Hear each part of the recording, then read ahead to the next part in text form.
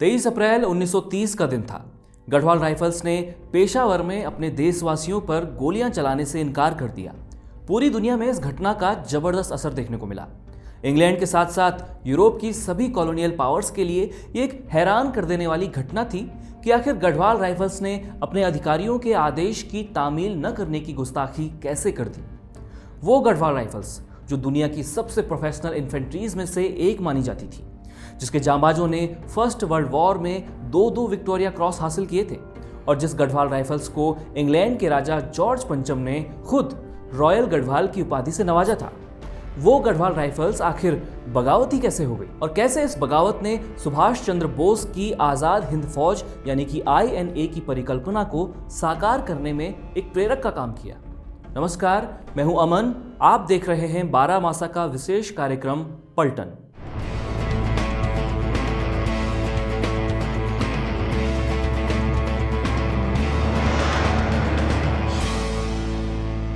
British हुकूमत के खिलाफ महात्मा गांधी के प्रतिरोध का अनोखा तरीका जहां दुनिया भर में लोगों का ध्यान खींच रहा था, वहीं देश की सरहदों में भी ये प्रतिरोध की नई ऊर्जा का संचार कर रहा था। भारतीय उपमहाद्वीप के उत्तर पश्चिम में अफगानिस्तान की सीमा से लगे इलाके में एक और गांधी उभर रहे थे, जिनका नाम था अब्दुल गफ्फार खां। इतिहास उन्हें बादशाह खान के नाम से भी जानता है। गफ्फार खान की लीडरशिप में पठानों ने अंग्रेजी हुकूमत के खिलाफ सत्याग्रह की शुरुआत कर दी थी। वे भारतीय स्वतंत्रता आंदोलन को और मजबूती दे रहे थे और ब्रिटिश हुकूमत को ये नागवार था। हमारे आज के इस किस्से की शुरुआत इसी पृष्ठभूमि से होती है, जिसकी जमीन है पेशावर।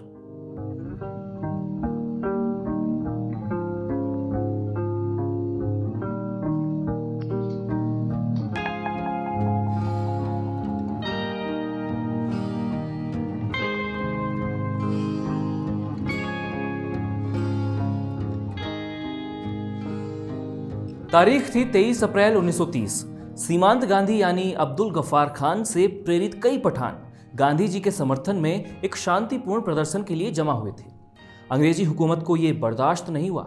वो किसी भी कीमत पर पठानों के इस आंदोलन को कुचल देना चाहती थी। लिहाजा कैप्टन रिकेट के नेतृत्व में गढ़वाली सैनिकों के एक दल को यह काम सौंपा गया। ऐसा जानबूझकर किया गया था। ब्रिटिश हुकूमत की ये एक कामयाब स्ट्रेटजी रही थी कि उन्हीं सैनिकों को मोर्चा सौंपा जाए जो इलाके और लोगों से कोई सीधा ताल्लुक नहीं रखते हों। ठीक यही स्ट्रेटजी अंग्रेजों ने इस मोर्चे पर भी अपनाई। आंदोलन कर रहे पठानों को चारों तरफ से घेर लेने के बाद कैप्टन रिकेट ने घोषणा की, तुम लोगों को ये आखिरी चेतावनी दी जा रही है, अगर इसके बाद भी तुमने ये सभा खत्म नहीं की तो गोलियों से भून दिए जाओगे।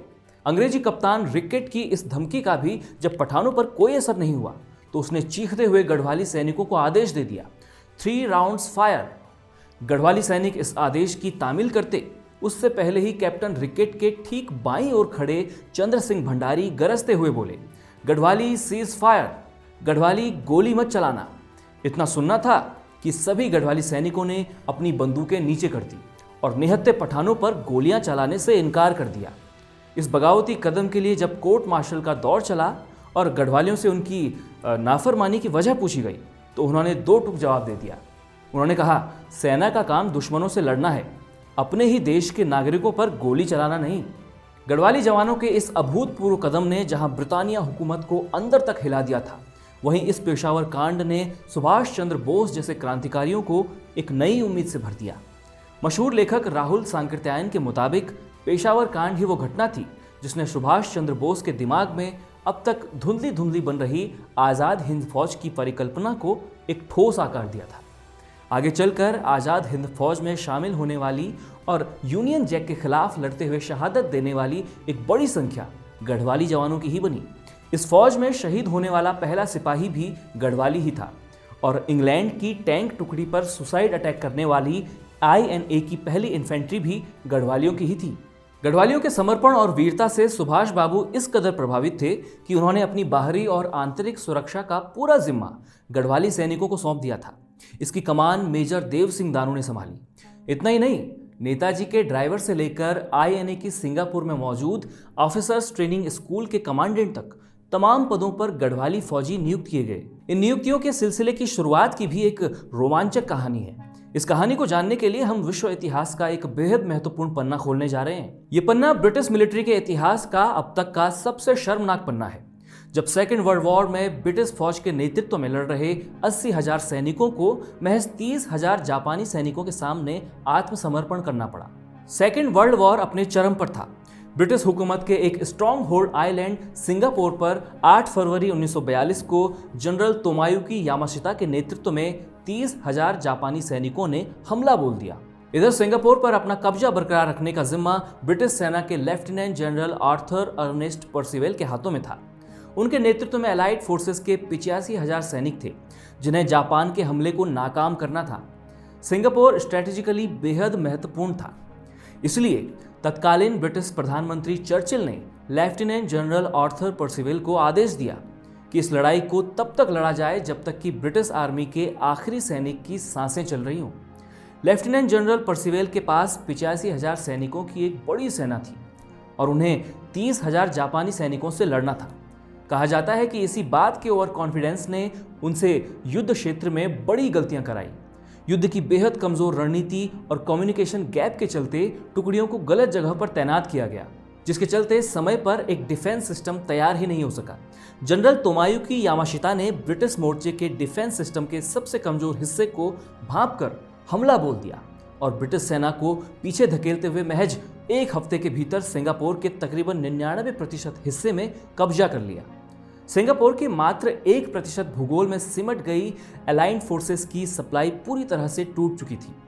हथियारों और रसद की कमी के चलते लेफ्टिनेंट जनरल पर्सिवेल के पास हथियार डालने के अलावा और कोई चारा नहीं बचा था।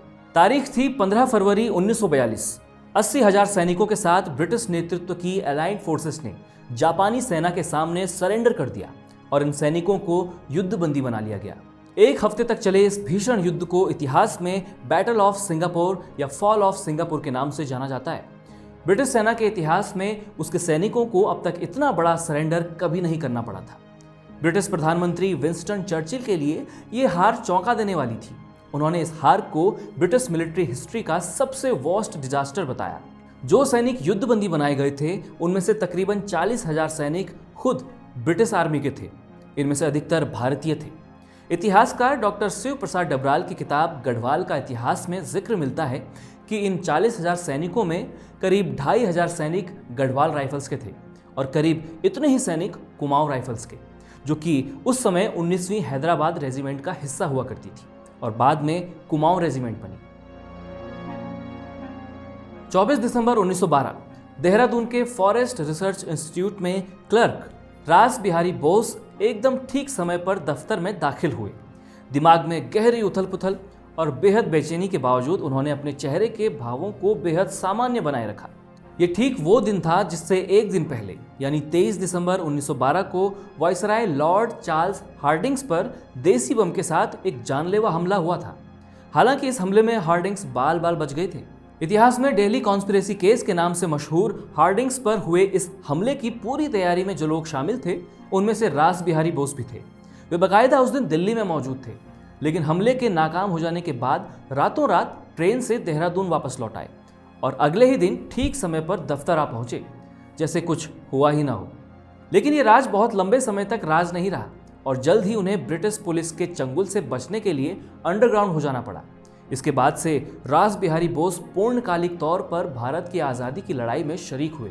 वे फरवरी 1915 में हुए गदर विद्रोह के प्रमुख नेताओं में शामिल थे। जब गदर विद्रोह असफल हो गया तो रास बिहारी बोस किसी तरह से ब्रिटिश खुफिया तंत्र को गच्चा देकर जापान पहुंच गए।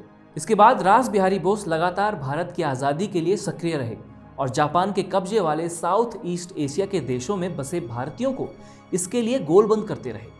यहीं 1918 में उन्होंने भारतीय स्वाधीनता आंदोलन और पैन एशियाई राजनीति के समर्थक दंपति आइजो सोमा और कोको सोमा की बेटी से शादी कर ली। 1923 आते आते उन्हें जापानी नागरिकता भी मिल गई।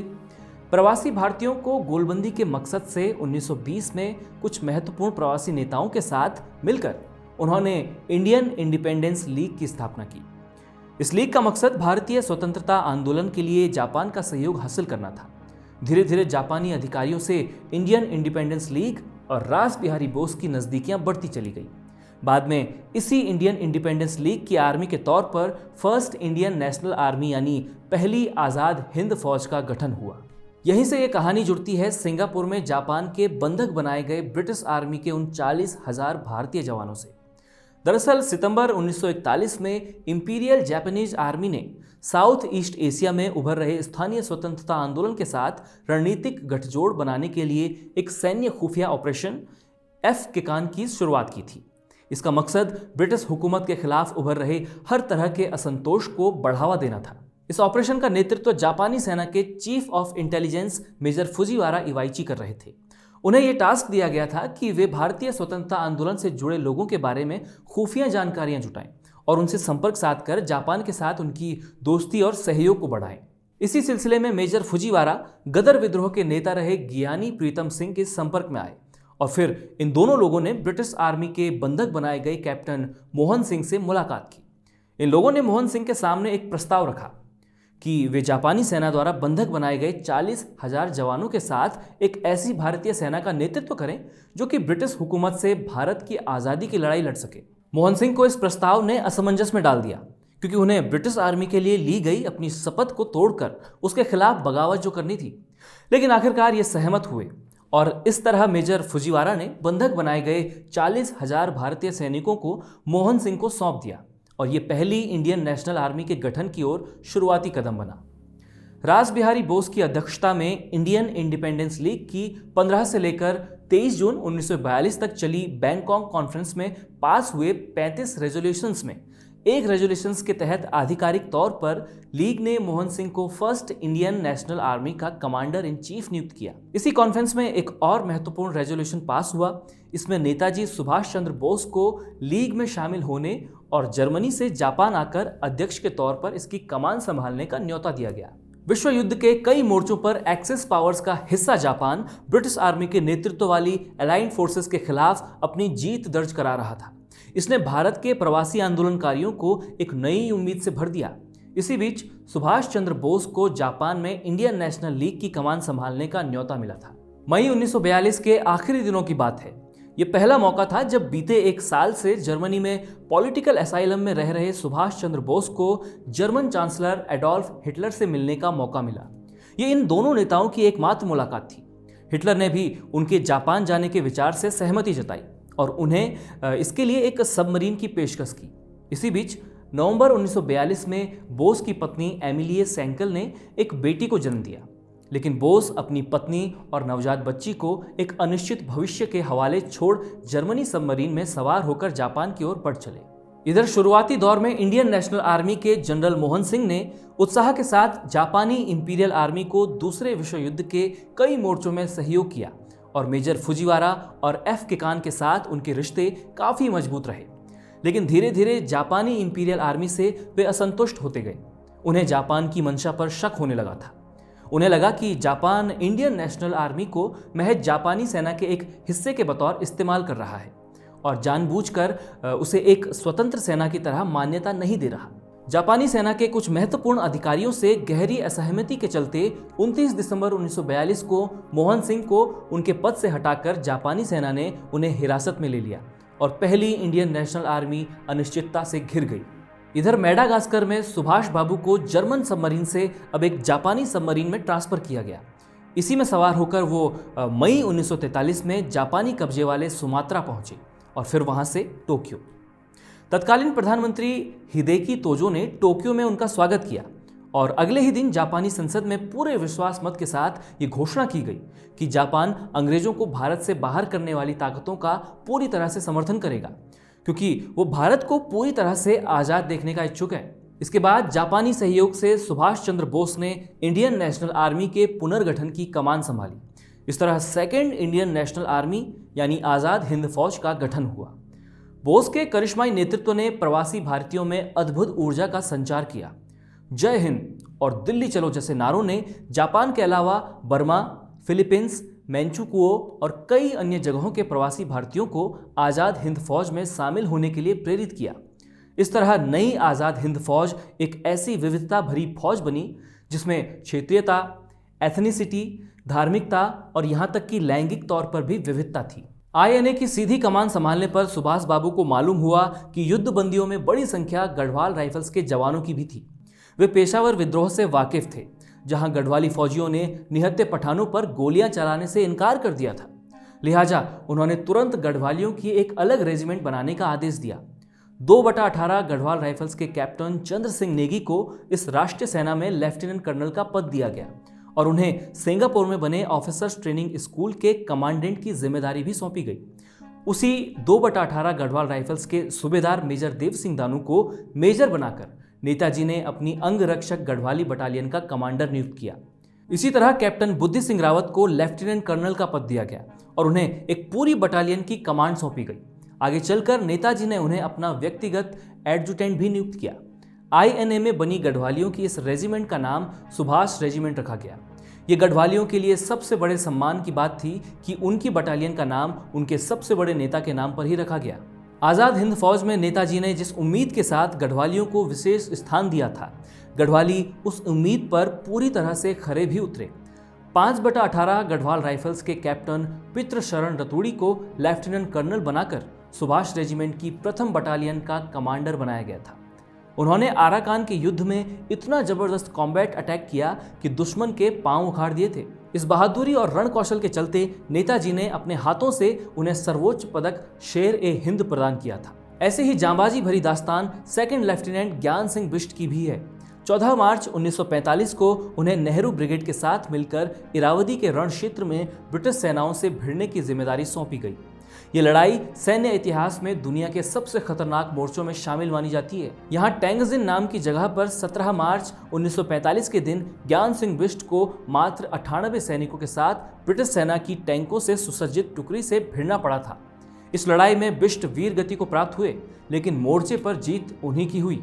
मेजर जनरल शाहनवाज खान के अनुसार सेकंड लेफ्टिनेंट ज्ञान सिंह बिष्ट को जब युद्ध क्षेत्र में यह एहसास हुआ कि सिर्फ राइफल थामे 98 सैनिकों के साथ हम दुश्मनों की बड़ी बड़ी मशीन गनों, हथगोलों और टैंकों का प्रतिरोध नहीं कर पाएंगे, तो उन्होंने खुद को ही बम बना लिया। उन्होंने अपने शरीर पर एंटी टैंक माइन बांधी और अपने कुछ साथियों को लेकर दुश्मनों पर जबरदस्त हमला किया। यह हमला इतना भीषण था कि ब्रिटिश सेना मोर्चा छोड़कर भागने पर मजबूर हो गई। ज्ञान सिंह बिष्ट के साथ ही 40 अन्य सिपाही इस लड़ाई में शहीद होकर हमेशा के लिए अमर हो गए।